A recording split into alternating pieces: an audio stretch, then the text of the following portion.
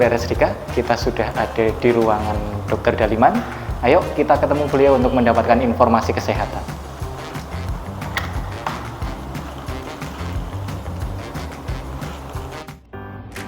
Sedulur dari keluarga, sudah hadir bersama kita Dr. Daliman, spesialis obstetrik ginekologi, konsultan fetal maternal. Selamat siang dokter. Selamat siang dokter. Masih sehat bugar di saat berpuasa gitu dok?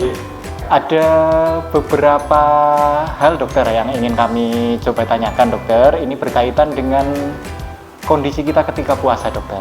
Sebenarnya ketika ada wanita hamil gitu dokter, apakah aman menjalankan ibadah puasa itu dokter?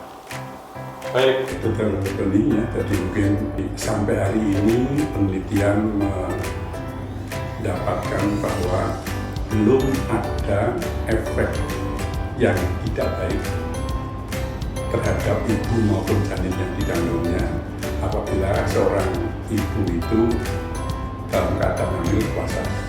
Artinya apa?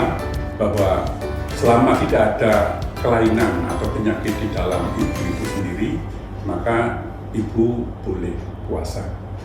Hanya permasalahan nanti timbul pada saat berapa umur kehamilan itu. Yang jelas semakin besar umur kehamilannya, rasa lapar yang dihadapinya akan lebih terasa. Dokter, berarti efek dari puasa apabila kondisi kehamilannya dan kehamilannya normal, aman, tidak memberikan dampak negatif di dokter? Sampai hari ini tidak ada. Kecuali kalau memang ibunya punya penyakit yang tidak baik.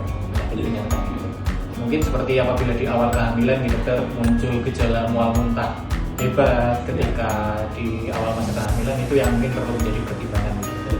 Ya, seharusnya kalau kita berpuasa, salah satu hal yang membatalkan puasa kan muntah. Otomatis kalau memang keinginan yang bersangkutan dengan niat betul-betul karena ingin mendapatkan ridho Allah, saya kira justru malah mualnya akan berhenti. Sehingga yang bersangkutan akan bisa makan lebih banyak. Disehatkan, semakin disehatkan dengan puasa nih dokter. Mungkin ada tips tambahan dokter ketika ibu hamil itu akan menjalankan puasa, apakah ada nutrisi tambahan atau pola makan seperti apa untuk tetap bisa menjalankan puasa dan tetap memberikan kesehatan bagi ibu dan bagi janinnya itu tersendiri? Ya, baik. Jadi yang penting diperhatikan bahwa seorang ibu hamil jelas memerlukan nutrisi yang lebih banyak dibandingkan kalau seandainya yang bersangkutan tidak hamil. Karena di samping untuk memenuhi keperluan ibunya sendiri, dia juga harus memenuhi keperluan janin atau bayi yang di dalam kandungan. Ada 3 hal yang perlu diperhatikan ya, pada saat hamil dan harus menjalankan puasa. Yang pertama adalah kita berupaya bagaimana seorang ibu itu terhindar dari dehidrasi. Karena kita tahu bahwa puasa itu kan waktunya bisa antara 10 sampai 12 jam tergantung bulannya. Nah, dalam waktu itu kan memang tidak dibolehkan minum sama sekali, maka bagaimana waktu antara sahur, antara buka sampai sahur itu bisa memenuhi keperluan untuk minum atau cairan yang harus diminum oleh ibu tadi. Berapa cairan yang harus diminum selama waktu itu secara teori tentunya di samping tergantung berat badan dan tinggi badan atau yang kita kenal dengan indeks massa tubuh itu juga bervariasi, tapi secara teori dari hasil penelitian cukup antara 8 sampai 12 gelas, rata-rata 10 gelas lah, minimal 18 gelas. Nah, bagaimana cara mendapatkan itu nanti bisa diatur lebih lanjut. Nah, yang kedua itu di dalam hal nutrisi yang harus didapatkan oleh seorang ibu hamil, ada istilah namanya nutrisi seimbang. Seimbang artinya apa? Bahwa antara kebutuhan dengan apa yang didapatkan itu harus sama. Nah, dalam hal ini karena kondisi itu kondisi hamil, tentunya kita harus bisa memprioritaskan nutrien mana yang memang diperlukan. Yang pertama adalah yang termasuk dalam nutrisi mayor seperti karbohidrat, lemak, dan juga protein. 3 hal ini tentunya di samping minum air tadi harus dalam kondisi yang cukup. Nah, untuk protein terutama kita utamakan adalah protein hewani. Nah, kemudian di samping protein hewani tentunya ada protein nabati. Yang kedua mengenai karbohidrat, justru dalam hal ini tolong dihindari makanan-makanan yang terlalu manis. Karena dengan memakan makanan yang manis itu nanti rasa lapar akan datang terus-menerus. Jadi istilahnya kebutuhan karbohidrat dipenuhi secara sesuai dengan kualitas yang diperlukan. Dan yang ketiga, yang tidak kalah penting, sumber nutrien yang minornya adalah sayur dan buah-buahan. Di samping tentunya proteinnya tadi adalah lauk. Jadi dalam hal ini intinya adalah sumber protein, sumber lemak, dan sumber karbohidrat harus sesuai dengan apa yang diperlukan, dengan prioritas tentunya pada sumber protein yang hewani, kemudian sayur dan buah-buahan. Di samping tentunya untuk karbohidrat justru yang dihindari adalah yang terlalu manis.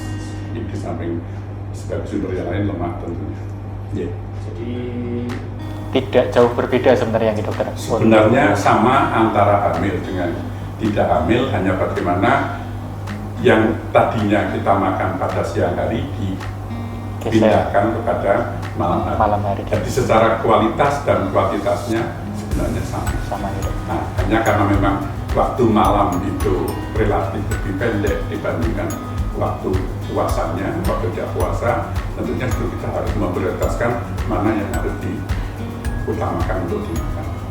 Asupan-asupannya mungkin harus lebih selektif gitu, ya. Yang memang betul-betul diperlukan itu yang dimakan gitu, tidak makan yang memang untuk mengikuti saya kepenginnya ini buatan gitu. Betul. Tapi lebih diutamakan yang bisa memenuhi asupan kebutuhan gizinya. Mungkin satu lagi dokter, kalau dari ibu hamil yang ada di rumah ingin memastikan kondisinya karena mungkin baru hamil pertama atau ragu-ragu apakah bisa atau tidak ya di Ramadan kali ini saya mengikuti puasa walaupun sedang hamil, sakit konsultasi atau kontrol terlebih dahulu nih ke dokter Daliman di sini. Ya, secara anjuran memang begitu. Ya, karena pertama yang bersangkutan mungkin tidak tahu bahwa dirinya sebenarnya mengidap suatu penyakit yang kadang-kadang kalau seandainya dipaksakan untuk puasa mungkin justru akan bisa merugikan. Ya, contohnya pada penderita yang memang cenderung untuk mengidap apa yang kita kenal gestasional diabetes yang terjadi pada isolasi. Kadang-kadang secara fisik tidak terasa, tapi baru nanti akan ketahuan apabila diperiksa gula darahnya. Nah, sebaiknya memang begitu sehingga nanti seandainya sudah diyakini bahwa tadi yang bersangkutan itu sehat, bayinya juga tidak ada masalah, silahkan berapapun umur kehamilannya bisa mulai berpuasa. Nah, yang mungkin yang perlu saya tambahkan tadi, karena dalam keadaan puasa biasanya orang itu lemes. Nah, justru malah dalam keadaan puasa untuk bagaimana bisa meningkatkan kebugaran, jangan lupa tetap melakukan olahraga. Nah, olahraga yang dianjurkan monggo tinggal dipilih apakah mau hanya jalan kaki, ya, atau mungkin dengan senam atau dengan yoga. Yang lain lebih ekstrim lagi mau nyepeda juga sebenarnya boleh. Tapi mungkin prioritas yang pertama yang kita anjurkan mungkin jalan kaki, senam atau mungkin yoga.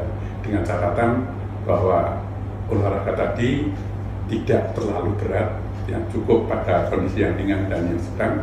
Misalkan jalan kaki, ya jalan kaki sampai dalam waktu mungkin 30 atau 40 menit seminggu bisa 5 kali. Ya.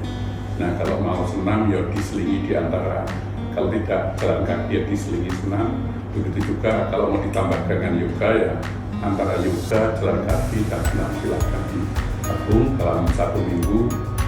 Upayakan antara 3 sampai 5 kali. Insya Allah itu akan menjadi mudah.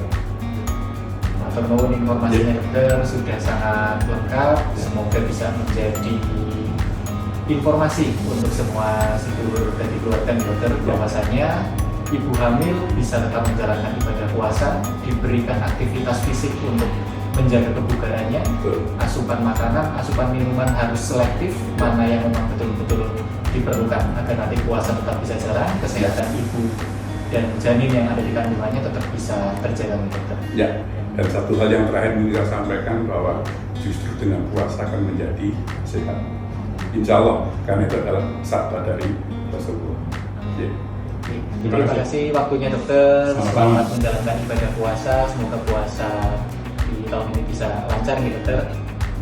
Demikian sedulur rumah sakit dari keluarga Purwokerto, informasi yang sangat bermanfaat dari Dokter Daliman, spesialis obstetrik ginekologi, konsultan feto maternal. Selamat menjalankan ibadah puasa.